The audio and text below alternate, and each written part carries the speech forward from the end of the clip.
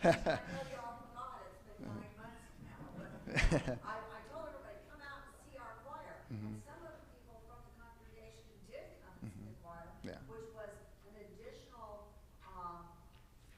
people who were exposed to the Jew house who would not have been otherwise. But now no one remembers.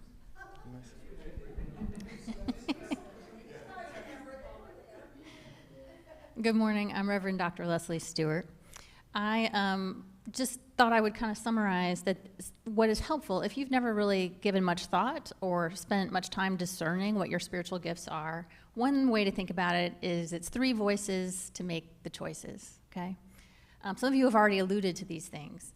One is internally. What are you feeling a pull from God about? What is it that you're passionate about? What's happening with you in your heart? God gives us the desires of our hearts, meaning he plants them there and then also has the plan to help us fulfill that. And then the next one is external.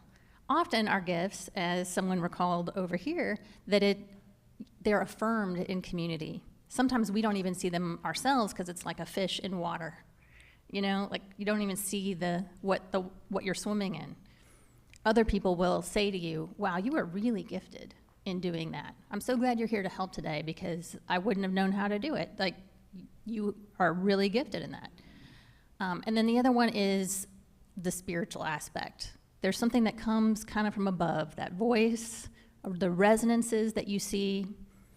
For me, one of those resonances is fire. God has been talking to me about fire all week long. And then I was delighted when I got here that some of the hymns today, like, it only takes a spark to get a fire burning. And the thing to know about fire is that we, especially if you were raised in, I'm Gen X and above, like this really like work ethic of like, we gotta just work harder and try harder and do all the things more. It should be work. But really, it should be like an eagle taking flight. It's just a natural thing. It's just an expansion, extending your wings, if you will. I know I mixed metaphors there, but I hope you're still with me. But if we were to build a fire and put that work ethic mindset to it, I gotta just stack all the logs. But what makes a fire is the space as well. You don't have to know all the answers. You just have to be obedient to know the pull, and then lay a couple of logs and allow some air to circulate. Allow other people to speak into it. Allow God to do his thing and align things. As Alex was saying, sometimes the relationships that you have can be indicators of how you're gifted and how God is lining things up to use you next. I'm really curious. Alex and I were talking about this before the session. We know a little bit about your story because we were here, I guess, about 8-9 months ago, and listened to the vestry and spent a whole day with them, and it was wonderful. And we heard the story of how you were planted and the ways that you've served in the community up until now, and we're wondering, like, it's a great mystery. What is God doing now? We are given gifts spiritually as individuals, but also communities are. We know this because we visit all the different churches in the diocese, and every church kind of has its own charism, its own feel, and you feel it as soon as you walk in the door. And I'm wondering, is God doing a new thing? And often, even when he is, it's aligned with something else in your story. And you'll think you're doing a brand new thing, and then you'll be like, oh, wow, we did that when we first got founded? We did something very similar then. And that is like just the way that God uses this community in this area. And then sometimes he's doing a brand new thing because there's a whole new chapter that you're being called into. And it's a mystery that we're going to continue to listen with you as the months unfold. That's all I wanted to say. I couldn't contain it any longer. I'm supposed to teach the next session. I was trying to be quiet till then, but. Good. I could see it on Leslie's side. That's why I was better.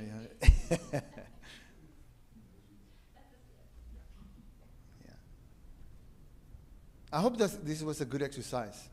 I mean, exercise that you continue to do it over and over again, because this has to do, it's about a relationship, it's about encouragement, it's about feeling what God is pulling you towards, and knowing that you have you have been given what it takes to take those steps.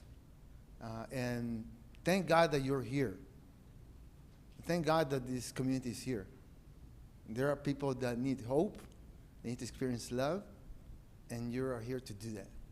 Amen? Do you want to look at the next one? All right. Let me see how much time I have. Great, we're doing good.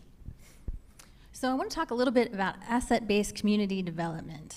That may not be a term that you're familiar with, but what it means is that, well, I will tell you this, it's good news. We get a real scarcity mindset in the United States.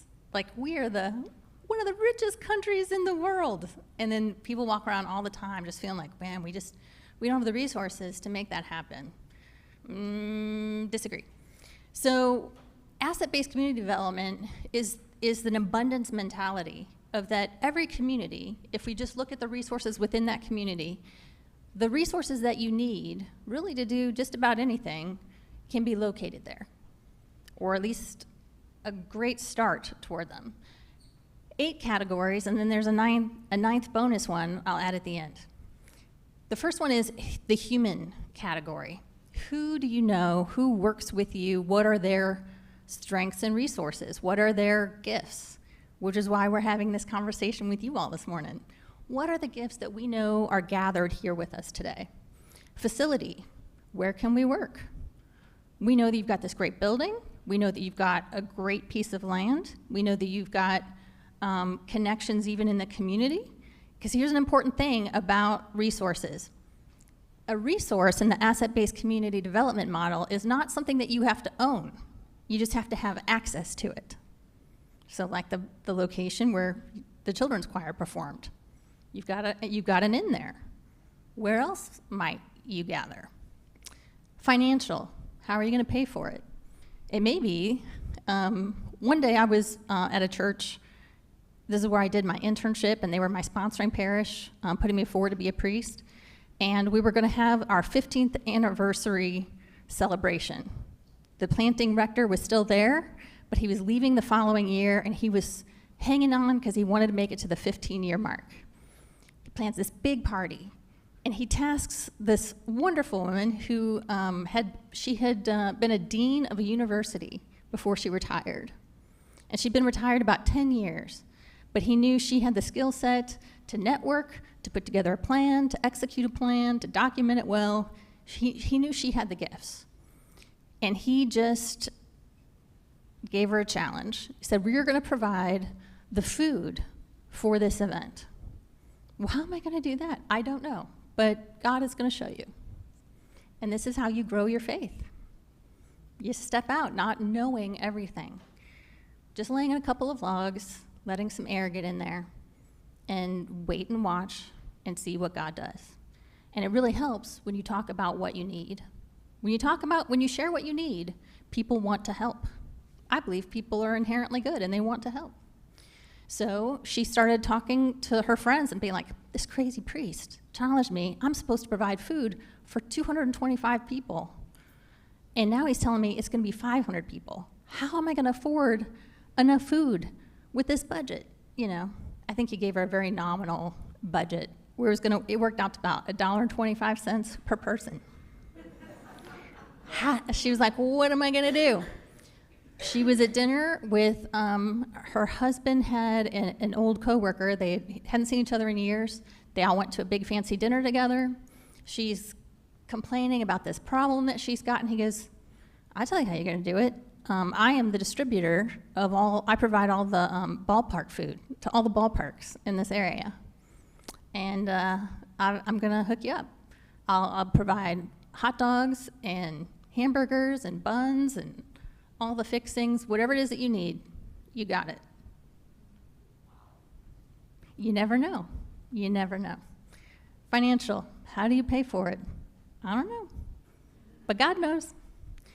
Service, what do you do? There are probably people in here who have skill sets. There may be people who were involved with mechanics, or they've got a background in that. They grew up working on cars. I wonder if there's some single moms in the area. that would come and gather here on a Saturday and have a free checkout of their car, or to do minor maintenance. Or there might be people who've got skills where they could do some handiwork, something like that. What kind of skills do you have here in terms of service? Equipment, what tools do you have to work with? Sometimes we go to congregations and then they have like a big pit barbecue smoker. It's a very common tool found in communities in Texas. But I also noticed a popcorn machine that way. I mean, you guys have equipment amongst yourselves. I know you do. It might be interesting to kind of catalog that. Maybe have like a little book where people could come and see what's available and contact you if they need it. It's a great way to share resources and meet some of your neighbors. Reputational, what are you known for? This congregation is known, I know, for their pumpkin patch and the trunk or treat. I'm very excited, like this is your time to shine. This is your big season is coming up. Network, who do you know? Like that woman I told you about, she had connections in the universities. So what a great service that she offered to folks who are getting ready to graduate from high school, helping them look over their applications, telling them a little bit about how it worked, telling them where they might look to find scholarships, things like that. Intellectual, what do you know? I can tell. Y'all look smart. I can tell. I can tell by the way you were challenging Alex. Yeah, you're smart. Yeah. But it might be, I mean, the example I just gave is an example of that. But I know that there was someone that I'm trying to remember on the vestry at the time. It was somebody who was related, did stuff with veterinarian care. Remember? Or something like that. You know who I'm talking about? Was it Phyllis? Do you do something with veterinarian care?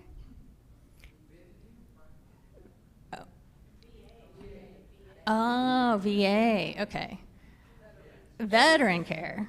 But there was someone else too that did something with animals, I remember. But anyway, but there's things like that. So it may be that you've got connections or people who you could ask rather than going and taking on another medical bill. You know, if your dog gets sick or something, or your veteran gets sick, I don't know, you know. Call Phyllis. All right, so that's a little bit about asset-based community development and how it works. It's a positive approach. It helps you start with, this is what we have, an abundance mentality, rather than, oh my gosh, we have all this lack and all of this need. And once you can see all that you have, it helps you problem solve. What you can see helps you develop better solutions, a broader list of solutions of things you might be called to do. I hope that makes sense. So I wanted to turn it over to Father Andrew now so he could talk a little bit about what the vestry had determined. So this past Wednesday when your vestry met, we went over this twice. We went over it a few months ago, and then we looked at it again this past Monday after we challenged ourselves to think about these 8 criteria. And we came up with a pretty lengthy list under each, which I was kind of shocked. You know, we're with the abundance mentality that stuff just kept coming out of our mouth. One person said something, and we're like, oh, we didn't even realize that or think about that. So I want y'all to hear these and see, are these things you agree with? And then maybe if you have something that we could add that maybe the vestry didn't think about, feel free, add it. But the first one, so we talked to Human, who works with us. First, we did it kind of both. Outside the parish, what groups we're on, and then who is in the parish. Outside the parish, we have groups that meet here. So the Girl Scouts, Boy Scouts, Cub Scouts, that actually we connect with. The Girl Scouts are a big part of our trunk or treat because they meet here and they want to give back to us. So there's a good connection that we've developed there. Fort Bend Family Promise, we've begun to connect with them, or reconnect with them. We've done stuff in the past, and now we have started working together. Rainbow Room, so we've done drives for the Rainbow Room with CPS, where kids in foster care situations and families can get needed items.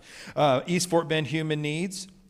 The musical, we have those music activities, recital, lunches of love. We also have people that are involved in school boards, PTOs. Is it PTO? Is it still our PT?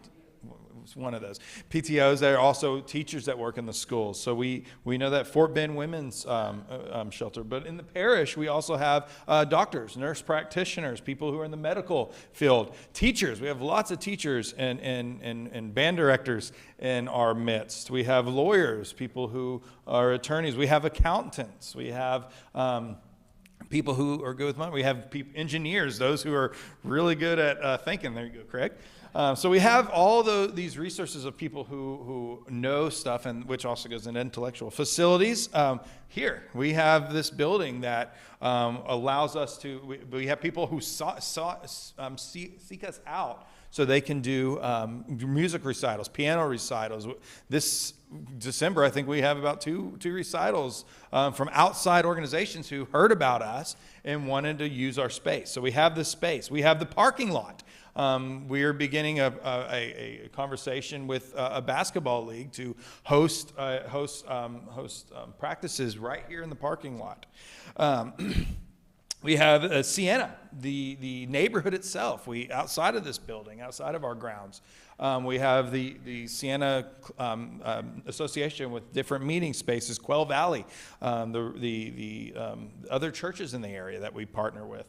Fort Bend Interfaith Council, that they often open up their spaces. But we also have the grounds. We have a photographer every fall does her photos here in our grounds and uses our space. So we have all this space here at the church, but also on the other side of the levee that we can work with. Financial, we did put grants because there are grants available for churches who are seeking to do missional activities, strategic mission grants, which we will probably examine if we can come up with a way we can utilize that. Donations, of course, are good stewardship here at the church, as well as sponsorships. When we do take for instance the basketball league, we're looking at having sponsorships to host that, as well as I know with the glow in the dark Easter egg hunt, and as well as trunk or treat, we're trying to get involved with the stores to have them sponsor or donate those items, and we can put their name on there. With the gala, we did that as well. Service, what do we do? Well, first of all, we worship God. That's first and foremost, we worship God. But there's a lot more that we do. We have a children's program. There's children who they love to jump in and play their tambourines and drums, and we're going on very little sleep. So bear with me. They're really enjoying it. Trunk or treat. We have that. We have VBS. We have all those children's activities that are starting to get our name out there. VBS. We are a very popular VBS destination. Women's group. So we have our girls' night out that I think it's various members of our parish that they get together, but that's also they go in the community and they're seen in the community, and people see this group of women having a great time and think, well, what is that? Oh, that's St. Catherine Sienna. We also do backpacks, the backpack drives. We do that every year for kids that can't have backpacks. Angel Tree, every year we do the Angel Tree. Thank you so much, Barbara, for coordinating that. But every year we have that, and that's always pretty successful. Manna bags, we have manna bags that we hand out. So we do a lot. I mean, we have the crafters. They meet every other Friday here at church, and they knit cancer caps or prayer shawls. We have concerts. We have Bible tasting wine study that we offer, and that's an asset, a way for people to get involved outside of the normal Sunday morning worship. Equipment, what are your tools? Of course, the building, the grounds itself, the people. The people are our tools. You are our tools. In the piano, we put piano because, again, when we got this piano, people wanted to use it, and we're able to bring outside groups into the church because we have this new piano that we got 4 years ago. Our reputation, what are we known for? Hospitality. I think that is first and foremost what we are known for and what we do very well here at St. Catherine. Our school. I was talking to a parent of Blake's friend, and they asked, were you the priest at St. Catherine? I said, yes. Oh, that's the school. Our kids went there. We love it. People know of our school. There's a waiting list every year to get in. VBS. We are known for VBS. Every year, the kids who come here come back, and it seems like each year since COVID, at least since I've been here, it's grown. Now we're always at the max capacity. Pumpkin Patch, as you mentioned, we are known for the Pumpkin Patch. We get calls. I can guarantee, I know it every September, early September, I'm waiting for the calls. When's your Pumpkin Patch opening? People love our Pumpkin Patch. It brings people over the levee, and people seek it out. Our levee itself is our reputation. So how many of y'all say, I go to St. Catherine's and someone says, oh, where's that? It's the church over the levee. Oh, or we're on Sienna Parkway. And either, oh, is that the one over the levee or behind the levee? Or the one, if you say over the levee, they know exactly what we're talking about.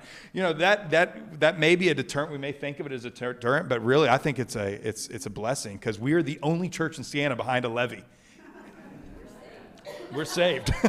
We're safe over here. But that's a way to tell people where we are. It's a physical thing people can connect with, as well as our bell tower. That's another way people know. You're the church with the bell tower behind the levee, right? Yes, that's us. Come and join. Come check it out over there. So it really is, it's a reputation. We're known for the levee. We're known for the bell tower. That's how people connect St. Catherine's when they're thinking of St. Catherine's. Network, who do you know? We have people that know members of the Lions Club. Political, we have people who know city council members. We have someone who's friends with city council member. Facebook groups. We have, I know a lot of us are on, how many of you are Moms of Sienna or the Sienna Neighborhood group or school groups or whatever. Those Facebook groups, they're a valuable asset. And it's also free of marketing. And we have many people in the church who use those. I saw yesterday on Sienna Neighborhood page, and I want to thank a couple of y'all somebody asked what churches are available or looking at going to church. And a few of y'all put St. Catherine's, we'd love to have you. That's a marketing tool, and that's a way we can network and get our names out. Scouts, we have multiple Girl Scout troops that meet here, Cub Scout troops that meet here, and throughout the week, I think we probably have scouts here more than church events, because they are here pretty much either every day or every other day. There's a scout group here. The schools, we are networked with the schools around us. Other churches, I'm part of the Fort Bend Interfaith Council. And with that, we gather together from various faiths, not just Christian, but all faiths, where we see we talk about needs in the community and how we can address it. There's a network. That's how we can network better. Restaurants, Girls' Night Out, they go to a different restaurant every month, and that builds relationships. When they know St. Catherine's is coming, we get our name out in the restaurants, as well as stores and all that stuff. Intellectual, so our gifts, as we just went over, we have an educated congregation. We're smart. Gosh darn it! I can't read that one. So we have engineers, IT. We have people in IT. Mark, and actually this was a really cool, I don't know, can I share this story real quick? So there's a church in Austin who posted on our clergy Facebook page. Again, we have Facebook pages for everything, but Episcopal Diocese of Texas, we have a clergy page where we talk about our needs, ask for assistance. Well, someone in Austin posted, does anyone have a person who knows sound or sound engineer, because we cannot figure out our sound system? And I was like, I know just the guy. And as we know, Mark is he's a great sound technician. He's beautified our sound, and he and as well as Ryan as well. But I told them, and Mark went down there to Austin to help him. And I got a thank you note from them saying he was a lifesaver. So we have Mark, we have Ryan, who brought us to online when COVID happened. It was Ryan who got us the camera and the capabilities to bring our service online. And now we still offer online because we invested that way. So we have IT people who help get our services and our names out there. We have lawyers, we have doctors, people who work in the library or dedicate their time to the library, as well as people who work for East Forest Men's Human Needs, or Joyce with the SAC drive that we're doing. So we have people who know these things, have these gifts that are able to utilize them and in ways that we may not have thought before. So I kind of want to hear, I don't know, do we want to hear from them and see what they're thinking on that? We can do that now, or I think the next section is we were going to look at the community needs. Okay, we can do it. I'll leave it up to you, however. Father, what's the goals of the vestry this year? The goals of the vestry this year? Well, I think our big goal is finding ways that, again, this work we're doing here is what our vestry is going to focus on this upcoming year. Find needs in our community and how we can address that and come up with ways that we can push ourselves beyond the levee, as a church. And so our goal really is to build relationships with our community and get more involved in the community around us, not just Sienna, but Missouri City, Riverstone, Fort Bend County, Doing anything to generate money? and grow the church. Yeah. Father, they identified anything to generate money? Because that's some of the things that we talked about at one time. Mm-hmm. That we have a financial problem, Mm-hmm. and everybody has a financial Yeah. problem. Yeah. Not only us, but that was one that was brought up, and we discussed that rather thoroughly. So what are we doing in that area? The one that you mentioned, there's how much work has been done on it, is the one in the basketball, Mm-hmm. which is the golden nugget if it's done right. Yes. If it's done right. If it's done right. And We lost one of the best fundraisers that we had, and that was the gala. yeah. Now, we have a great congregation, with great people here, Mm-hmm. but do we have enough people to do some of those things? Oh, yeah. We had to drop that. Yep. That was $75,000 over 4 years, Yep. and we couldn't find people Yep. to donate the time to do it. Yep. And so, What I'm saying, we have a lot of ministries, a lot of things Yeah. we're trying to do. Do we have the people to get it done? yeah, and so stewardship, we talked about stewardship, and yes, it's about money, but there's more to stewardship, and that's also what we're utilizing our gifts. So to encourage us, and that's kind of why we're looking at these gifts, because we can give more than just money, and it's our times and our talents, our gifts, and we can't do this work if it's just a handful of us. We all got to pitch in. And so that's stewardship this year. We're going to focus on the money aspect, but throughout the year, we're going to have a season of stewardship where we're going to look at how can we give our time and ourselves to the church instead of, money is important, giving the funds is important, but time and talents and using our gifts is just as important, because that helps us do some of the things that raises the money, that gets our name out there. We can't just be a handful. It's got to be the whole congregation buy-in. And so we're going to focus more on stewardship throughout the year beyond just giving our money between the months of September and November. Does that make sense? Yeah.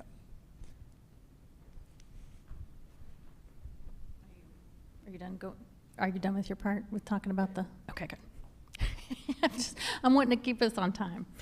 Remember, we had talked about the 3 voices to make the choices, and so we've looked internally now at what are the gifts that the vestry and Father Andrew has heard in each of those categories in terms of the assets that you have. Now we want to take a minute and look outward at the needs in the community, because if you are being gifted to do something and being called to do it, it's probably because there is a need in the community. I'd like to just spend some time, and I also want to give you a heads up about what the sheets are around the room, about where we're going.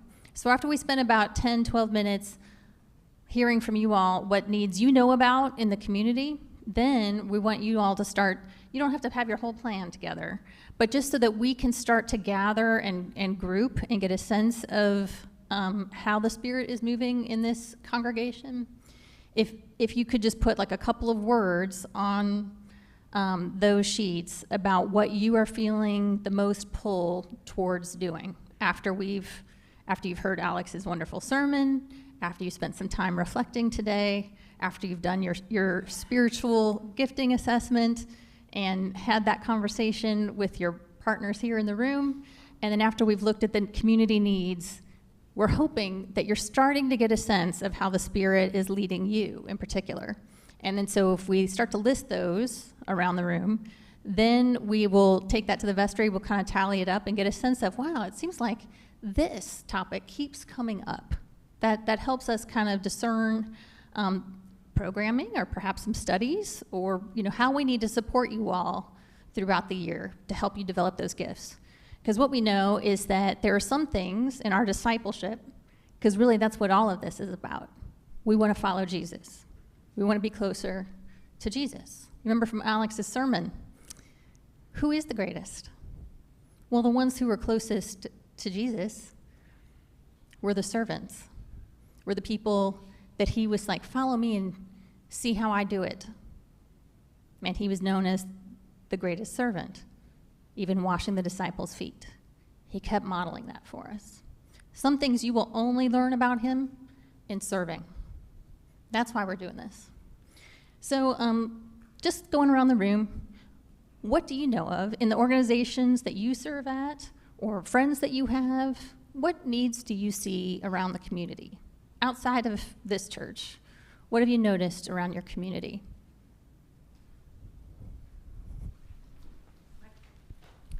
All of you must know that I am a broken record on this one. But our whole social justice organizations in the U.S. are really broken dreadfully.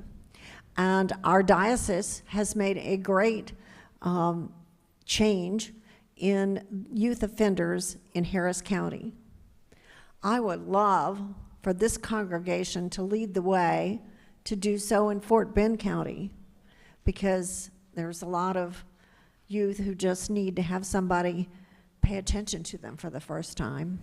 So Father Andrew and I have been in a couple of meetings and are going to go again on Thursday to try and get some things started. But there is a model already out there in the diocese, and we're hoping to get support with other churches, and certainly we want to have a good showing from this congregation. That's great. Thank you. What else?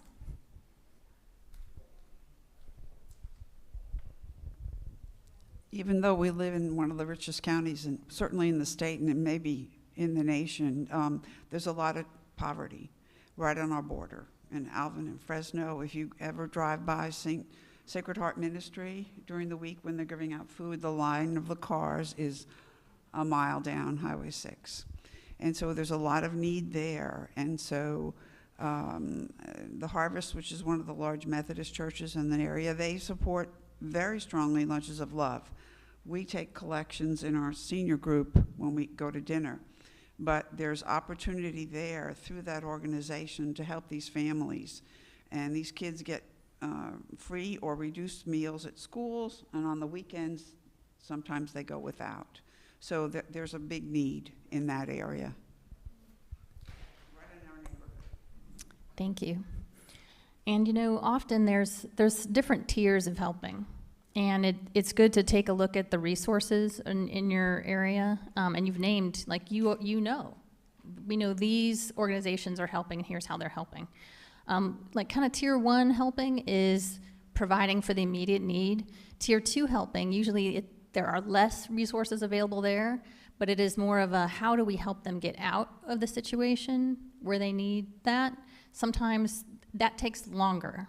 And that's why, and it's a little less celebrated. You don't get that immediate feel good of like, oh, I can see that I made a difference today.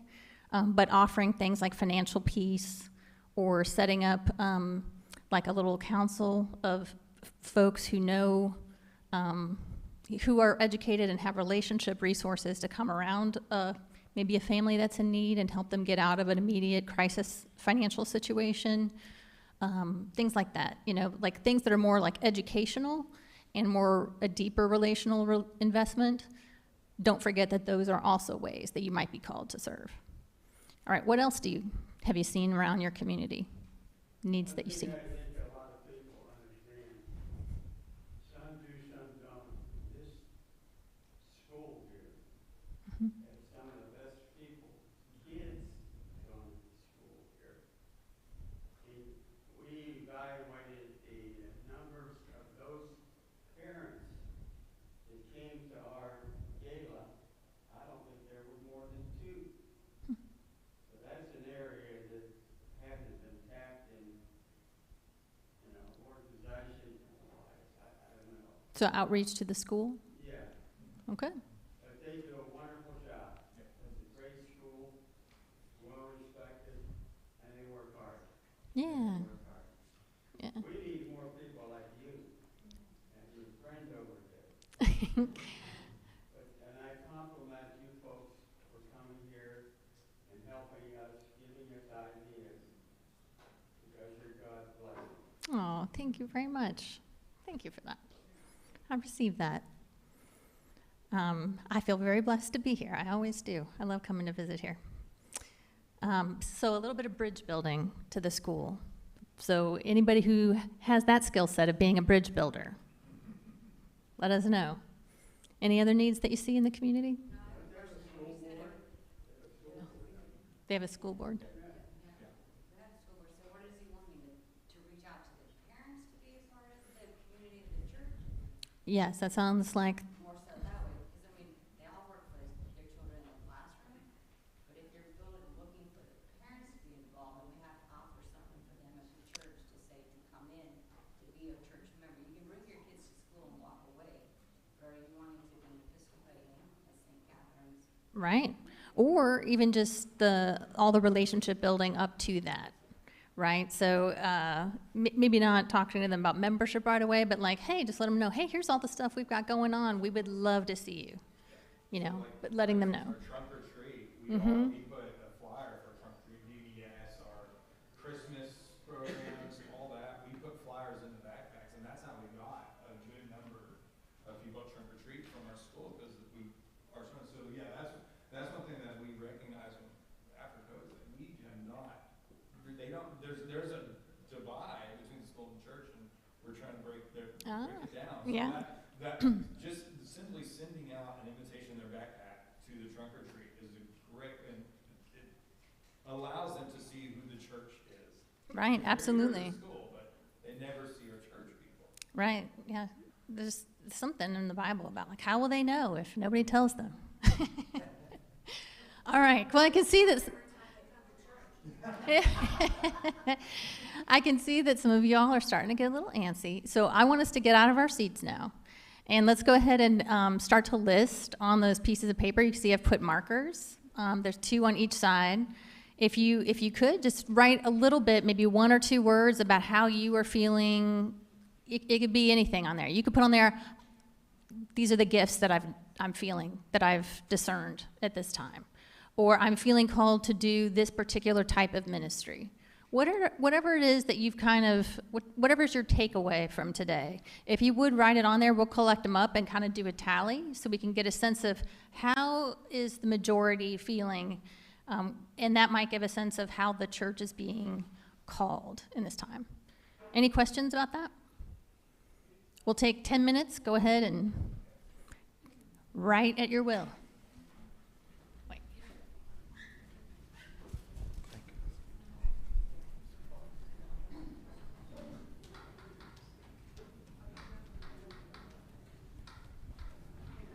Really frustrated because you said share your gifts, but I've just shared it with one person. What if it turns out a third of the people in the room are interested in child development? We don't know that. The person I talked to was a nurse, so she's interested in that sort of thing. So how do I know what? I think And this is not spiritual gifts. This is assets. That's different than spiritual gifts. Yo, thank you, sir. I think the opportunity is right now, right? The things that you're sensing, like, this is what I want to do, right? If you write it down, somebody else might see it as well. I want to add another thing. If you have a particular skill set or knowledge or connection, if you could also put that on the list. That was a question that came up, Jane brought up, of like, hey, if I want to do something and I need to know a nurse, how will I know that there's a nurse in the congregation? So if you've got a particular skill set or asset or resource you would like to offer, you could list that on there and just put your name beside it. Would be super helpful. Thank you.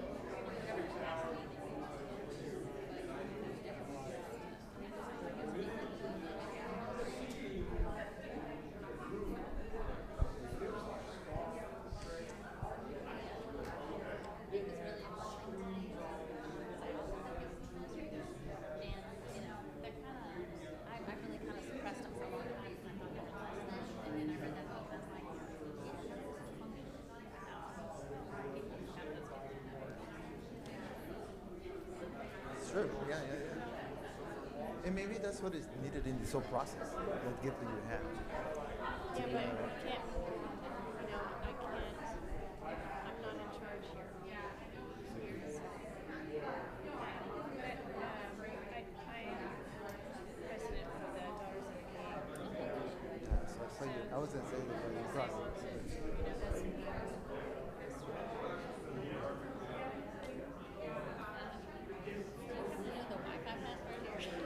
It's taking forever to search. Well, I forgot I got a Wi-Fi.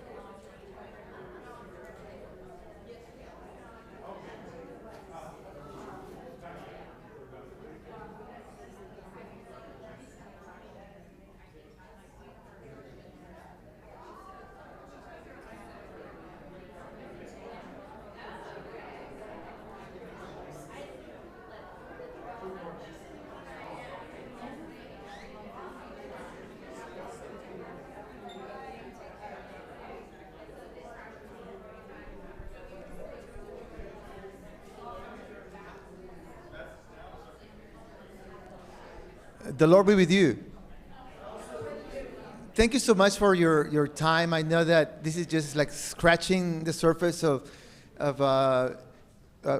this work, and I'm grateful for your participation and also your what do you call it, the passion for for this work right here, and on a Sunday after the service and waiting for them pulled pork sandwiches. So why don't we pray for and bless the food, and we can continue this work. You know, we can continue these conversations. How does that sound? Okay? Let us pray. Almighty God, I give you thanks for this afternoon, morning and afternoon that we have spent together. I'm grateful for all the gifts that you have shown and surfaced in this community, for the impact that they can make in this community surrounding it. Help this flame, these sparks grow into fires, so that your good news can be proclaimed in every single space. Thank you for St. Catherine of Siena. Thank you for planting it. And thank you for each of my sisters and brothers here. Bless the food that we're about to eat and those who prepared it. In Jesus' name, amen.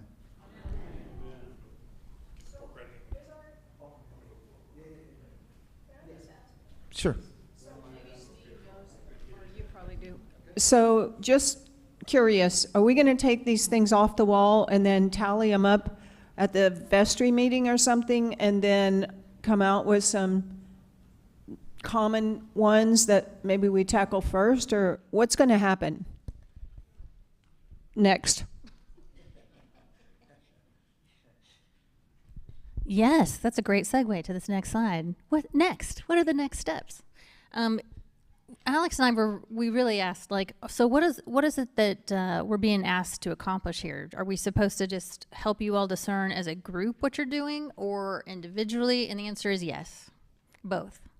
So yes, we will hand this information over to the vestry, and that'll just maybe help them discern how to help form or support what the community is doing, but also for yourself. I hope you got a little bit of information and made some connections today, hearing the needs in the community, or meeting some of your neighbors here and learning more about their gifts and talents and assets and passions, that you've got a sense of however it is that you are feeling called when you listen to those three voices: inside, how you're made; outside, what the community affirms in you, what they're noticing about you; and then also spiritually, what are the resonances?